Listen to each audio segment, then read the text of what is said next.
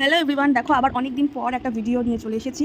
আর আজকে রান্না করবো মাটন কষা। তো আজকে ভিডিওটা শেয়ার করছি কারণ আজকে অনেক দিন পর মনে হলো যে তোমাদের সাথে সবসময় চিকেনের রেসিপি শেয়ার করি, মাটনের রেসিপিটা শেয়ার করা হচ্ছে না। তো তোমাদের দাদা যেহেতু আজকে মাটন নিয়ে এসছে, তো সচরাচর আমাদের বাড়িতে অতটা মটন হয় না। বাড়িতে বলতে এই ভাড়া বাড়িতে হয় না, কিন্তু আমরা যখন আমাদের শ্বশুর বাড়ি যাই কিংবা বাপের বাড়ি যাই সেখানে আমরা খেয়েই থাকি।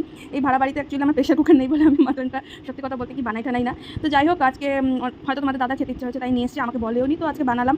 তো দেখো একদম সিম্পলভাবে বানিয়েছি, কোনো কিছু একদম কি বলবো বেশি মশলাপাতি দেইনি, জাস্ট অল্প মশলাপাতি দিয়ে মাখিয়ে আর এখানে আলুগুলো ভেজে পেঁয়াজ আর গরম মশলা একটু ভেজে নিয়ে তারপরে এই যে ম্যারিনেট করা মাংসটা দিয়ে দিয়েছি আর এই যে খুন্তি দিয়ে ভালো করে নাড়াচ্ছি।